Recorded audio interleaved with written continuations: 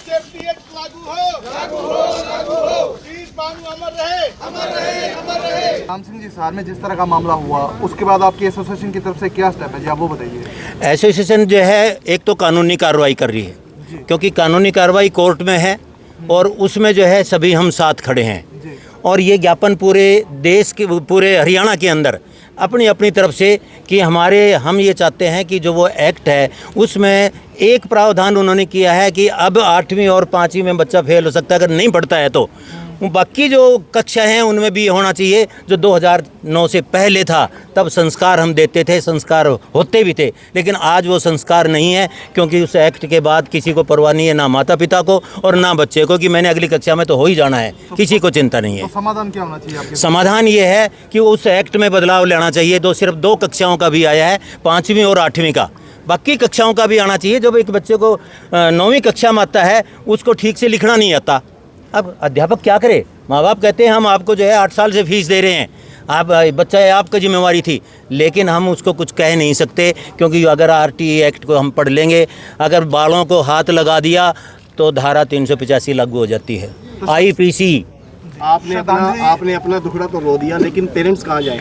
वो सरकारी स्कूल भेज नहीं सकते, प्राइवेट भेजते हैं तो वहाँ बच्चे पढ़ नहीं पाते, अपराध की ओर बढ़ रहे हैं। हाँ, माँ बाप की भी उतनी ही जिम्मेवारी है जितनी अध्यापक की। पहला स्कूल माँ बाप है। पहले जो माँ बाप थे वो अपने बच्चे को संस्कार देते थे। आज जो माँ बाप हैं, घर में यदि कोई बात होती है तो अध्यापक के लिए वो रेस्पेक्ट से नहीं बोलते, यही बात बच्चे के ऊपर है।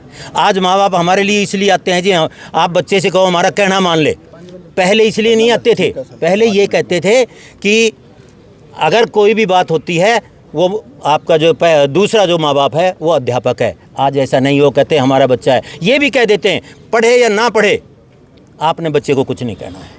तो उसके बाद ये बात सरकारी और प्राइवेट दोनों स्कूलों में। मैं एक बात शेयर करना चाहूँगा। हमारे समाज के अंदर पहले पॉलिसी थी हम दो हमारे दो, और हमारे दो के अंदर भी समस्या है कि अगर पहला लड़का होगा दूसरा बच्चा होता है नहीं, और समाज से वो रिश्ते भी विलुप्त होते जा रहे हैं। और समस्या क्या, जिसके घर में बच्चा एक है उसके लिए सब कुछ ही वही है, उसको इतने लाड प्यार से रखा जाता है और इतना स्टैंडर्ड का मोबाइल दिला दिया जाता है, और जो चीज़ें वो मोबाइल पे देखता है सीखता है। अगर बच्चों ने हत्या की तो मोबाइल से यूट्यूब से देख के सीखा हमने कैसे ये मर्डर करना है।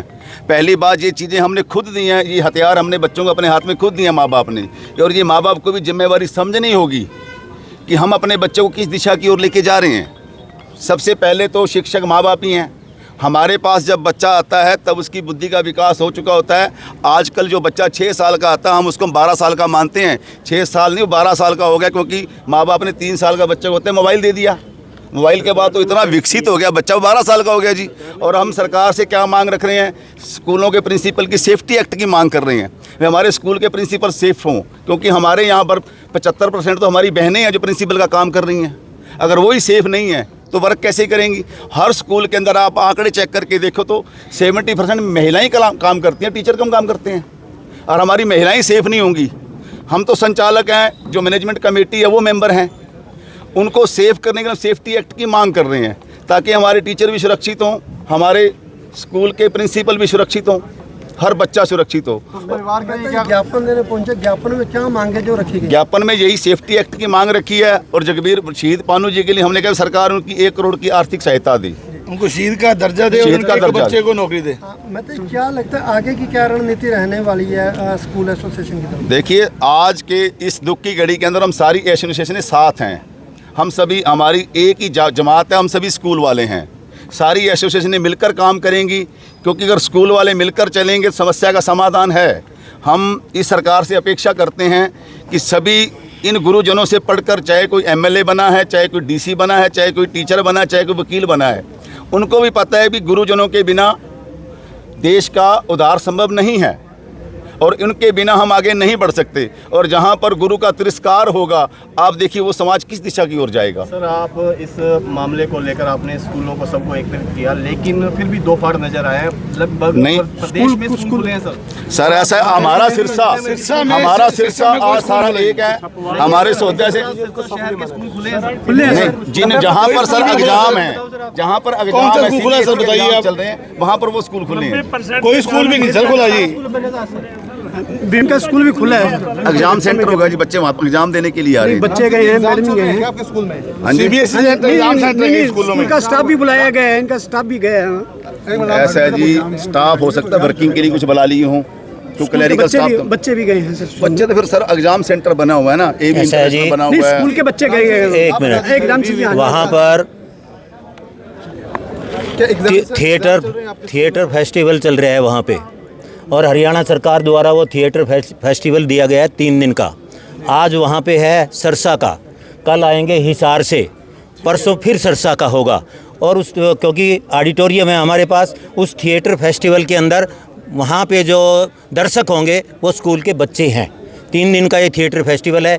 एक वर्कशॉप चल रही है जो कि रोहतक से 3 लोग आए हुए हैं वर्कशॉप लेने के लिए। राम सिंह जी, एक प्रिंसिपल अपनी जान गंवा जाता है, क्या इतने प्रोग्राम ज़्यादा जरूरी थे, एक दिन डिले नहीं किया जा सकता था कुछ ऐसा? ये हरियाणा सरकार, हरियाणा सरकार का नहीं, सरकार का नहीं तो है। सर प्रोग्राम भी एक दिन आगे किया जा सकता था आपका, आपको पता है। आपके दक्षता में काम किया ज्ञापन दिया जा रहा है। ये थिएटर जो है मेरे लिए नहीं है, ये जिनको मिला है हरियाणा सरकार जो है, जो यहाँ का कलाकार है करण लड्ढा, उसको हरियाणा सरकार ने इस बात पे दिया है, उसको इस बात के पैसे मिलने हैं। नहीं सर, आपकी अध्यक्षता में ज्ञापन दिया जा रहा है डीसी साहब को, तो एक दिन लेट भी हो सकता है। ज्ञापन देना ही है, सरकार आपको पता है। हमें कोई इस बात में इतराज नहीं है सुनिए कि सर, आपके मंच नहीं के सर, माध्यम से एक ही संदेश है कि हम सब स्कूल एक हैं, चाहे वो सीबीएसई है, चाहे वो आईसीएसई है, चाहे वो स्टेट बोर्ड है, चाहे वो यूके बोर्ड है।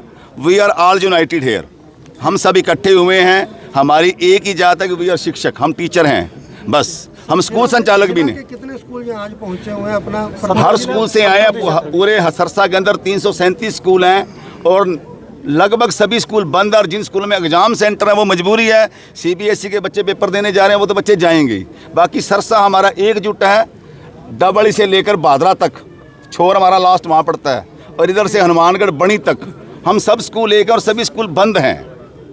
हमारा अगर प्रिंसिपल को न्याय नहीं मिलता, क्या दोबारा फिर एक्टिव होंगे आप? बिल्कुल सर होंगे, न्याय सेफ्टी एक्ट की मांग कर रहे हैं और सरकार से हम अपेक्षा करते हैं सरकार हमारी मांग को पूरा करेगी, क्योंकि जब जब भी स्कूल वालों ने सरकार से कोई मांग रखी है और हमारी हर जायज़ मांग को पूरा किया गया है।